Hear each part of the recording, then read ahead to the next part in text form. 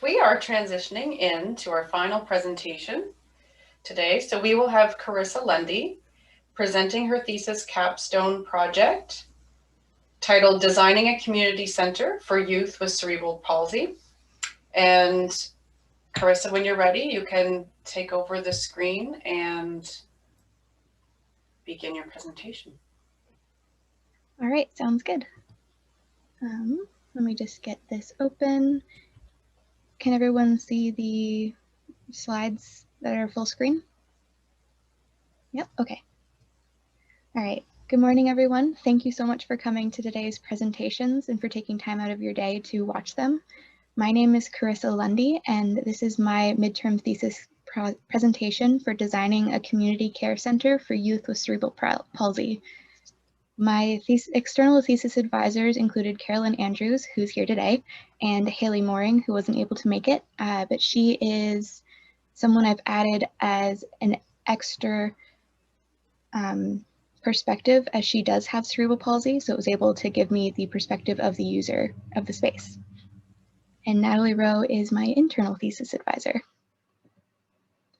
For my thesis topic, I focused on providing a community care facility for children between the ages of 4 to 16. That is a large age gap, but I wanted to provide a space for as many people as possible that have cerebral palsy, that also provides an area that provides a care facility that can keep their families together on site throughout their treatment or stay. Unfortunately, as Natalie mentioned, due to COVID-19, I was unable to conduct any surveys or studies, so I've focused all of my information on a literature review, with my main question and goal being trying to find out what environmental improvements could be made within the built environment, and sub-questions that stemmed from that included how I can improve the quality of life of individuals living with cerebral palsy, what barriers they have identified themselves as in the environment, and how this community care facility could benefit families. Just to quickly go over the research findings in what the main takeaways were, I had 4 main takeaways, being space planning, materials and finishes, privacy and independence, and then the snoozlin or sensory rooms. For space planning, it was highlighted to have large open spaces that accommodate the growing size of assistive devices, using signage and wayfinding that uses symbols and colors rather than words, and designing areas for staff so they can rest and recharge and be ready to take care of their patients, and then using body lift systems such as ceiling mounted lifts, that way it reduces strain, and then also having access to amenities and public transit. For materials and finishes, it was very important for me to use soft materials, cushioned flooring, and have curved edges wherever possible to reduce injuries from falls. And for privacy and independence, something to note is that children with cerebral palsy often begin puberty earlier, so they need more privacy within the bathrooms, and it's very beneficial to encourage them to be more independent and do tasks on their own. And finally, with the sensory or snoozlin room, cerebral palsy or CP has some similarities with autism, seeing that some of the individuals with CP may become easily over or understimulated. So providing the sensory hubs or rooms can provide a space for them to relax and also be used for sensory integration or deprivation therapy. The 3 design theories that I focused on with my conceptual design process was the therapeutic environment theory, control theory, and social connection theory. This design is important to the community, as this will help keep families together and provide a one-stop shop, in a sense, for specialized care, therapies, and overnight stays where needed. And this also provides a place for families who are unable to give their children the level of care that's needed at home. They can bring their children here. Something I would like to add as a possibility for the future is to have a family apartment unit, so that way the families, if they need specialized care long-term, they can all move in and have the entire family there in their own dedicated space, but still have access to care. As for my precedent studies, I had 3 that I looked at that helped inform my design. The first being a sponge house. This was a design concept, and it highlighted the importance of having curved forms and soft materials as well as cushioned flooring for that extra safety and providing a space where children feel safe to act as children. For the second one, the xylophone building down here, that one is in London, England, and it highlighted the importance of having a specialized, dedicated community care center for children with cerebral palsy to help create more connections within the community and have more social opportunities. And then finally, here with the third precedent study, the Randall Children's Hospital in Portland, Oregon, this highlighted the importance of removing the institutional and hospital feel of the interior, so that way children are more relaxed and comfortable in the space, and this will help reduce anxiety and make the space feel more like a home, especially if they're staying here for short or long stays. My project is located in the London Roundhouse, which is this middle building here on 240 Waterloo Street in London, Ontario. We were given the option of 3 different buildings we could choose from, and if we were able to obtain the floor plans from any other buildings, we could choose whichever one we would like. I went with the London Roundhouse. That was already one of the 3 options, as this provided a space that was close to downtown. It's roughly a 10 to 15 minute bus ride with a bus stop here right near the building, or a 5-minute car ride, or even up to a 20-minute walk from downtown. So it's very close to amenities, yet still far enough away that the acoustics, it takes acoustics into consideration, and it will be quiet enough, especially for people staying overnight. And then also there is ample parking throughout the space, and there is not as much greenery as I would like. So I would like to add some here, as this is the wall with windows on it. But that will be something within my next steps that I look into. Here is a view of the existing original exterior. This still exists today, and you can see here is part of the new renovation that was added on, which you can see right here. This was done by Nicholson Sheffield Architects from 2016 to 2019, and right here is where I propose my main entrance to be located. Here are some images of the existing interior that inspired my design for the new renovation, and I would like to bring this aesthetic into the new renovation to keep the consistency of the original roundhouse. So I really was inspired and really liked the large arched windows and doorways and how much light they brought in, and then also the warm wood ceiling details and the wood and steel beam structures, as well as the wood and metal joinery. For my conceptual design process, I'm just going to quickly go through how I got to where my floor plans are now. So I started with some inspiration photos that would help me be able to picture what I would like the building itself to look like on the interior, and because I'm not able to change the exterior as much or at all, I'm going to focus on the interior and bringing this original historic building look and feel into the new renovation. So I really like the idea of using reclaimed wood and also having the exposed brick, or mimicking that look as well as possible. And then having some interesting designs on the ceiling to bring your eye up to show the double height space and bring attention to that, as well as creating an industrial feel while still keeping it warm and welcoming.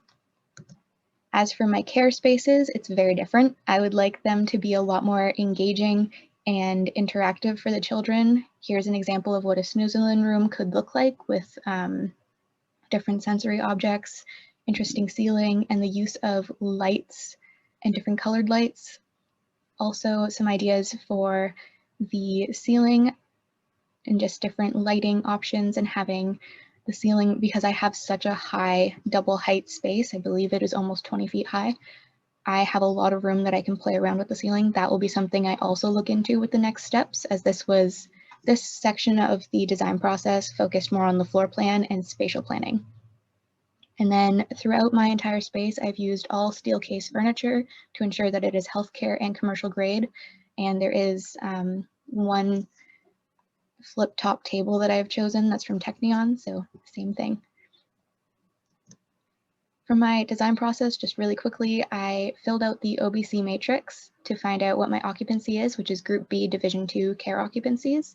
And for the square footage, I am allowed 50 people within the space, which I will talk about in the next slide, which has been inspired by the matrix or adjacency matrix to understand which areas are important to have close together and which ones don't need to be. From that, I was able to create a user needs chart that broke down the entire building into each individual space, deciding how many people might occupy that space at any time, and then also the needs of that space and what furniture and fixture would be beneficial to have there. Here I've just got some bubble diagrams to look at what I was considering for spatial planning. And here you can see I originally had an idea for using an apartment because of the restricted square footage, which is, mine is closer to 6,000 square feet, which has been approved because of my occupancy and having many people in wheelchairs or assistive devices. This allows for extra room. So this just shows my process from using a long section of the building with a mezzanine to trying to make it a little more compact and using some more open, wider areas. From there, I developed my first preliminary floor plan. I'm not going to go through this very much because I have the tentative final floor plan in the next few slides, but this just shows how I went from the bubble diagrams to a more structured floor plan. Here I have a couple conceptual drawings just so you can see what I was considering for the interior of the space. So this here is located within the flex use room in the blue square. This is a small kiddie corner lounge that is right here within the therapeutic spaces. And then I have a snoozling room or lounge shown here, which is with the red square, and then an example of the patient areas and patient rooms, which are seen in the purple square. From that, I developed my design further to a tentative final floor plan. And here I have the entrance and therapy areas, the patient or private areas, and then the more public areas. So for the entrance and therapy areas, I have specified having a key card entrance for after hours, and while the space is open, it will be monitored by a receptionist, just so that it's a bit more secure because it is so close to downtown. And this space will be focusing, their occupancy will be focusing mainly on children, so I needed that extra security. Then we have a lounge and waiting area here, and right across from that is the consultation and therapy room that's more of a one-on-one space. Then I have 3 out of the 8 required washrooms from the building, or specified by the building code here, with one being a universal washroom that has an adult-sized adjustable change table that will lower all the way so easy for transfers and then raise up to the height that is needed for changing. And then here I have the second therapy room, which is more of a physiotherapy room with a treadmill, a stand, and some free weights. And these are just some examples of what furniture or equipment could be in this room. Then we have that small kitty corner pie-shaped lounge that could be used for parents while they're waiting for their children in any of the therapy rooms if they don't wish to wait in the lounge area and they maybe want to bring their laptop and do a bit of work or some quiet time and read. And then finally we have the therapy pool. This is in the center of my design, as this was a main part that I wanted to add, and I will be talking about this more within the next few slides. Now we have the patient areas, or the more private spaces. So this, from left to right, shows the nurses' quarters with 2 on-call rooms, so there will be 1 nurse per patient at all times. And then here we have 2 patient rooms. Something that was mentioned by Haley was having a double bed for once you're in your teenage years is a lot more comfortable than just a twin. So I have spec'd out an option for a twin and double-sized hospital bed that is fully adjustable. And across the hall from there, I have the full barrier-free washroom. Something you'll notice in my plan is every single space has their own barrier-free washroom. That wasn't required by the building code. I only needed one for the entire building, but this is something I wanted to provide for that extra level of comfort and accessibility. Now we have a small kitchenette here that can be used after hours by guests, and there's 2 guest rooms so that for each patient, they can have loved ones or family members stay with them overnight on site. This helps so they don't have to pay for a hotel room and they don't have to travel to be able to see their child. They're right here, right next door. And then next, and finally, we have the public and lounge areas. So here are the other 5 of the 8 gender neutral washrooms that I've added with that barrier-free washroom as well. And all of these washrooms are going to be floor to ceiling stalls. That way it adds a little extra sense of security, but this is open, so it's not too much of a hazard. And if anything were to happen, nurses and staff can come in to help when needed. And then there's also a smaller kitchenette and dining area with some cafe style seating. This allows for staff and guests to use this space when needed. Otherwise, because of how close this is to downtown, I'm proposing to have any larger events be catered. And then we have a sensory room or lounge here with a movable partition. These are part of the micro abstract that I'll be talking about later, as well as these walls here for this smaller corner lounge. And then I also have a storage space to house the furniture when not in use. And then finally, here's my flex area, which has modular lounge furniture. Also, I forgot to mention, there is an extra entrance from Horton Street East that would be located here. That is a completely secure one at all times, 24/7. It will be key card access only with an intercom that goes to the reception for if someone has gone to the wrong door rather than the main entrance. That way someone can come let them in and they don't need to walk around the entire building. Now I just have a couple more versions of my flexible use space or layouts that's located right here that we just talked about. This shows a more of a community gathering lounge space where they can have group chats if they need. And then this shows how it can seat 32 people comfortably with enough space for passage and also wheelchair turnarounds within the space or within the chairs and tables. And this also shows that the storage room will be able to house all of the lounge furniture when not in use. Next, we have the therapy pool from HydroWorks. This is the 1200 series. This was a main part of my design. That is why it is central. This therapy pool has a height adjustable floor.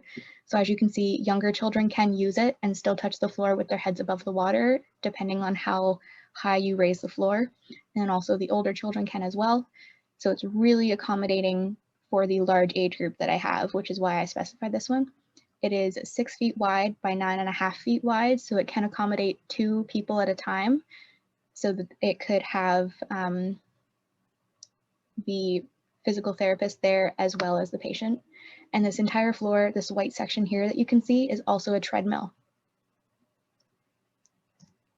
And then finally, I just have some sketches of the interior for what I envision the space being like that are a bit more developed than the conceptual sketches from before, that also show some furniture options. These are all from Steelcase that I would like to include as they're more comfortable and soft. And I'm undecided on this table as of right now, as that's not exactly as soft, so I might look into more of an ottoman. But that will be part of my next steps as well, is finalizing my furniture and fixtures. And then here really illustrates well what I envision the ceiling lift looking like. That would be from Motion Cares. This just shows an example of what that might look like. And also here's an example of how that lift can go through the doorway with just a simple keyhole cutout. Also, the beds that have been chosen are the TransferMaster Night Rider series. They come in a twin and double size. And then I also have a height adjustable desk, just so if they want to use a wheelchair or sit at a table or chair, then they can, and it provides that extra adjustability. Finally, I have my micro abstract design. This one I was part of a design from last semester, as mentioned before, by the other students. and mine focused on line and rhythm. So my inspiration came from wood grain, topography maps, the Joy Division's Unknown Pleasures album art, and also how the ocean floor reacts to the movement of water. And this shows a couple areas for where I would like this to be located. And then here's just the sketches to show what that might look like. And I'm proposing using either 3form as a custom wall panel or using a painted or etched glass that can have the switch glass feature. As for sustainability, my intent is to choose LEED and WELL standards, but that I will be focusing on more as I continue while I choose my final finishes and floor plans, or finishes and fixtures.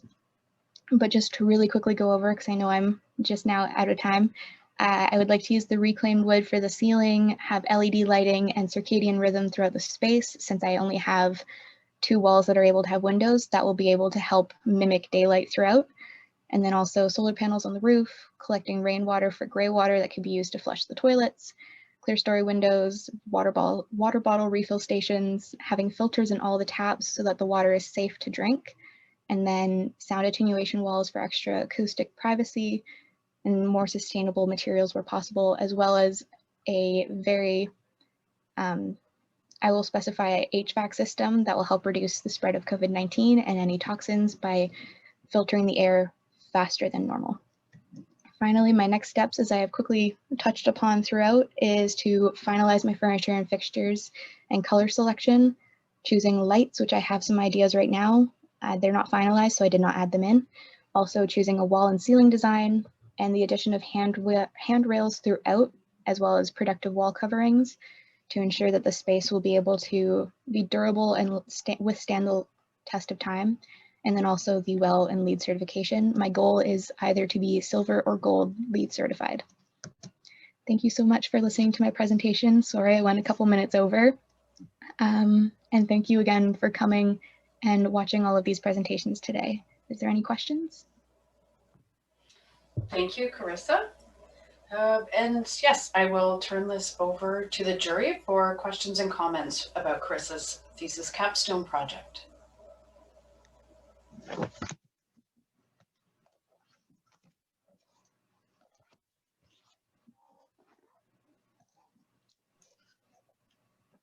I guess I'll begin then. That was a very, very well put together and thoughtful presentation. So thank you very much for the obvious hard work that you've put in on that. I think that you should also, regardless of design, be commended for reaching out to somebody who is dealing with cerebral palsy on a daily and understands the implications of, you know, how that would affect design. And so clearly that's going to adjust how you're going to approach your design goals and your design methodology. So working into what you showed, what happens when you have a well-defined plan is we begin to look at idiosyncrasies of the plan.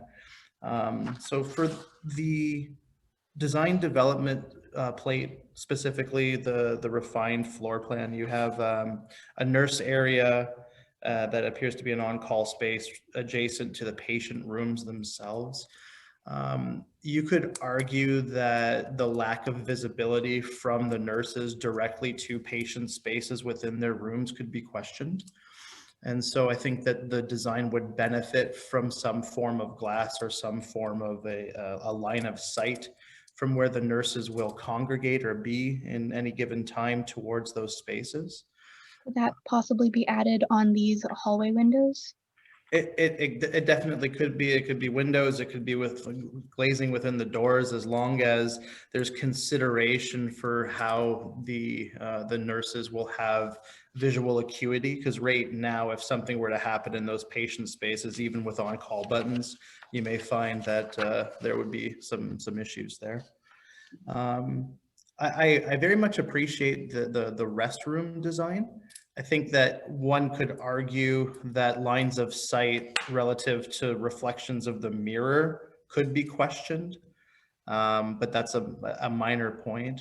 And then even the clear spacing to enter into the maze I don't know if, again, because you've done a fantastic job referencing the code. So Mm.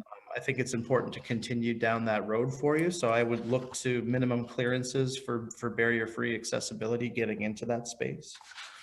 Okay. And then on your site plan review, and it seems to be a bit of a common theme where there's appreciation for the micro understanding of the site, but I would love for everybody to pull out and describe more how the site interacts with items that you've mentioned further away, what those distances again look like.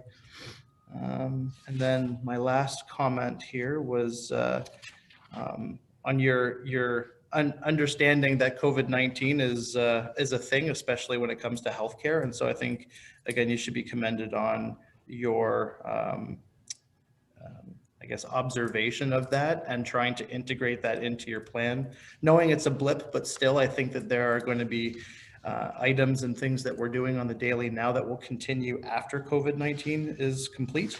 So that's really all I have to say. You've done a great job. You're really on a good path here. Thank you.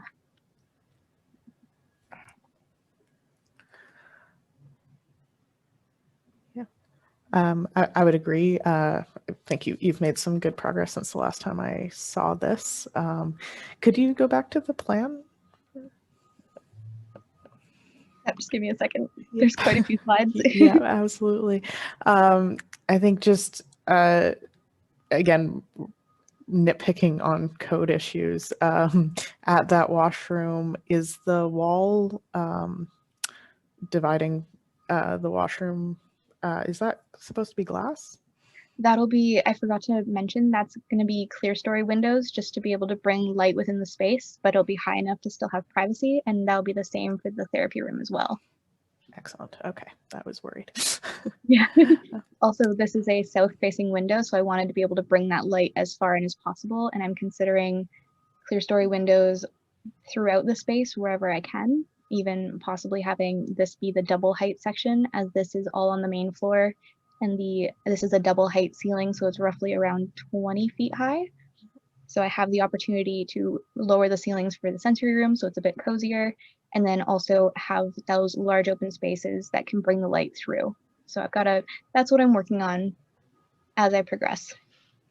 Great. And then I think you mentioned it to me at one point, but I don't know if you talked at all about the carpeting that you were planning on using in the flex use area being flush, I think. Yeah, I found a rug that I would like to use if this is more of a permanent solution. So possibly in the sensory room, I'd like to have it so it's lowered into the floor and it's completely, there's no barriers and no resistance when you try to roll from floor to the rug. And I would like a higher pull count. I believe it's pull at the little loops to make sure that the wheelchairs won't sink down into it. Great.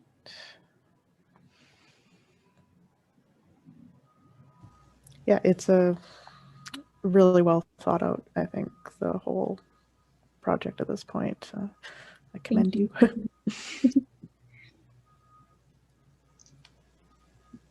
I can definitely second that. I feel like you have gone like above and beyond and thought about every little detail, every little piece and how everything works together. And it's very impressive for where you're at. Personally, I really appreciate you taking the time at the beginning of your presentation to explain CP and just walk us through your reasoning for everything, because it's not something that I'm super familiar with. So I appreciate you taking that legwork to explain that to us.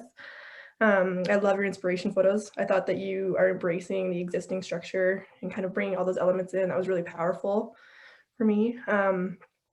You focused on like the security and your reasoning for that. And I also think that's a huge thing in design that needs to be considered, especially considering it is close to downtown. My one question was, do you have anywhere really for staff to go and decompress? Because I think it can be a lot, not just on the user and all these people who are using the space, but do you have kind of an area for staff to take a minute, take a breath, go decompress somewhere that's private? I feel like that might be the only thing that I can see that's been overlooked at this point. So That's something I've been considering throughout. I've wanted to possibly switch the guest area and nurse area and kind of flip them so the guests would be farther back and having the nurses area really close to the doors into the private section, so that way if they need to decompress, it's right there. I haven't quite figured out if I would like to flip that. I might try that in a floor plan. I've tried that a couple times already. I don't remember exactly. I have the floor plan, so I can go back and look at them. But that's something I wanted to consider because the only current space for that is right here, and that's pretty far away. The reason I left it as is because it is a bit more secluded, and during the day, if there are multiple staff there, then maybe as a break or a quick 5-minute break if they need it, they could go into their section that is removed almost from the rest of the space. So that one, I forgot to mention, but I'm looking for a bit of feedback on that.